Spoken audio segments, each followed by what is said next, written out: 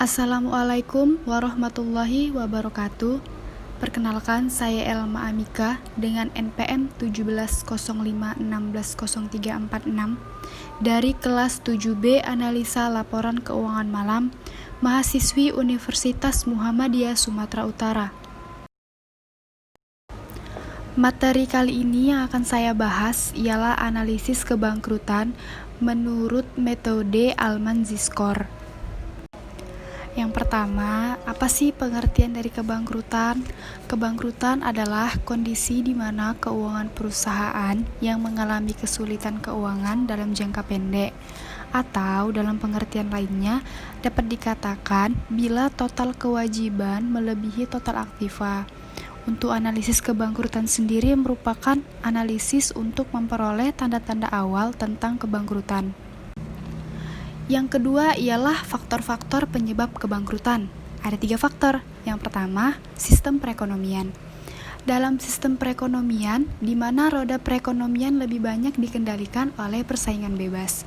Kemampuan bersaing inilah yang merupakan faktor penyebab kebangkrutan, sehingga efisiensi manajemen sangat berperan dan merupakan alat penangkal yang tangguh terhadap setiap perusahaan pesaing.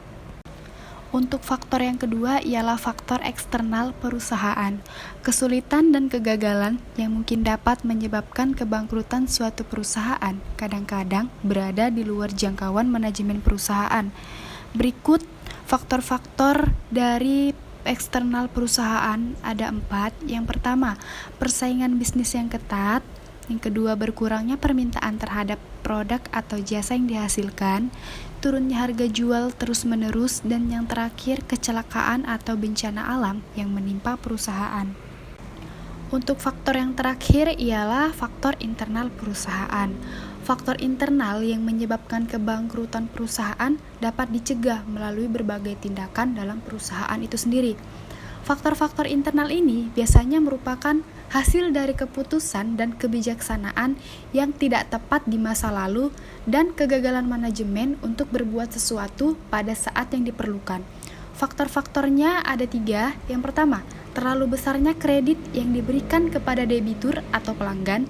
Yang kedua, manajemen yang tidak efisien. Dan yang terakhir, penyalahgunaan wewenang dan kecurangan. Poin yang berikutnya, sumber-sumber informasi kebangkrutan. Sebelum akhirnya perusahaan itu dinyatakan bangkrut, biasanya ditandai oleh berbagai situasi atau keadaan, khususnya yang berhubungan dengan efektivitas dan efisiensi operasinya. Berikut ini indikator-indikator yang harus diperhatikan para manajer dalam menganalisis kebangkrutan. Yang pertama, penurunan volume penjualan karena adanya perubahan selera atau permintaan konsumen. Yang kedua, kenaikan biaya produksi. Yang ketiga, tingkat persaingan yang semakin ketat. Yang keempat, kegagalan melakukan ekspansi. Yang kelima, tidak efektifnya dalam melaksanakan fungsi pengumpulan piutang. Yang keenam, kurang adanya dukungan atau fasilitas perbankan. Dan untuk yang terakhir, tingginya tingkat ketergantungan terhadap piutang. Sumber-sumber informasi kebangkrutan tadi itu sangat penting dan bermanfaat bagi investor, pemerintah, akuntan, manajemen, dan pemberi pinjaman. Kenapa sih sumber-sumber informasi kebangkrutan tadi itu bermanfaat bagi investor? Ya, karena dengan adanya informasi prediksi kebangkrutan tadi dapat memberikan masukan dalam menanamkan modal mereka.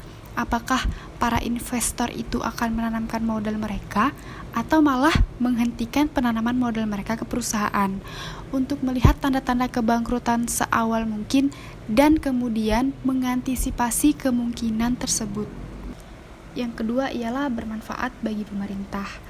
Kenapa? Karena informasi ini dapat digunakan untuk menetapkan kebijakan-kebijakan seperti kebijakan perpajakan atau kebijakan-kebijakan lain yang berhubungan antara pemerintah dengan perusahaan. Yang ketiga, bagi akuntan. Akuntan mempunyai kepentingan terhadap informasi kelangsungan suatu perusahaan. dapat merumuskan pendapatan perusahaan terhadap laporan keuangan perusahaan tersebut. Yang keempat, bermanfaat bagi manajemen. Karena informasi kebangkrutan itu digunakan untuk melakukan langkah-langkah preventif sehingga manajemen dapat mengambil keputusan guna menghindari biaya kebangkrutan atau dapat meminimalisir biaya kebangkrutan. Dan yang terakhir, bagi pemberi pinjaman. Informasi akan adanya kebangkrutan tadi yang dihadapi perusahaan dan calon nasabahnya sangat diperlukan untuk menentukan status apakah pinjaman yang harus diberikan. Metode analisis kebangkrutan terbagi 4 macam. Yang pertama, analisis rasio keuangan. Yang kedua, metode Almanzi Score. Yang ketiga, analisis surat keputusan Menteri Negara BUMN.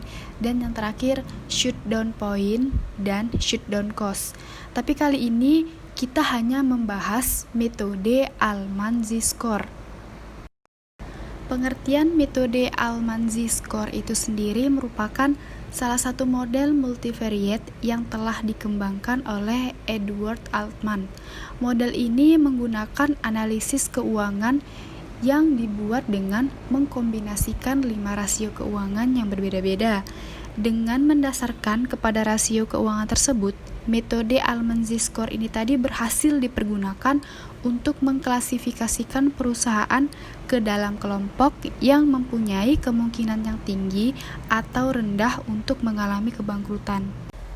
Metode G-Score pertama kali diperkenalkan oleh Edward Altman pada pertengahan tahun 1968 di New York City, yang dikembangkan untuk menentukan kecenderungan kebangkrutan perusahaan dan dapat juga digunakan sebagai ukuran dari keseluruhan kinerja keuangan.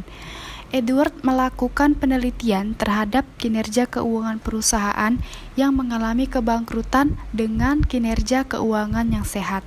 Untuk mengetahui sehat atau tidaknya suatu perusahaan dari metode ini, maka harus menghitung terlebih dahulu 5 jenis rasio.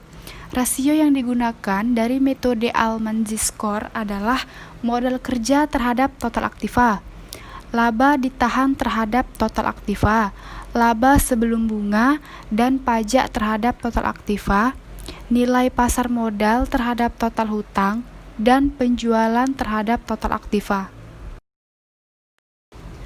Untuk perusahaan yang memiliki nilai G-Score yang diprediksi baik pada sehat, rawan kebangkrutan atau gray area maupun dalam kondisi bangkrut, disarankan agar manajemen perusahaan melakukan evaluasi dan analisis pada faktor-faktor yang mempengaruhi kinerja perusahaan sehingga dapat meminimalkan kesulitan keuangan yang akan dapat berdampak pada kebangkrutan perusahaan.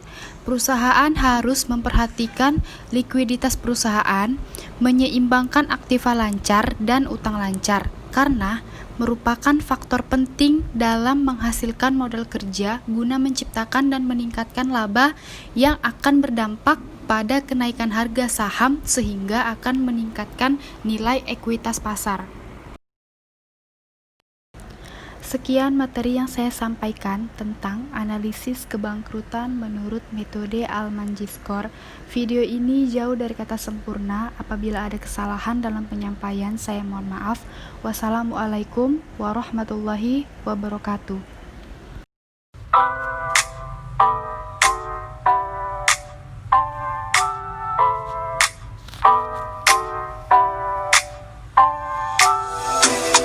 Gotta tell you something I could do. I could be running around chasing you, but I won't, 'cause I got better things to do. Rather spend my precious time chasing somebody who loves me too. If I got $1 for every time you slam the door, I would be the richest girl alive.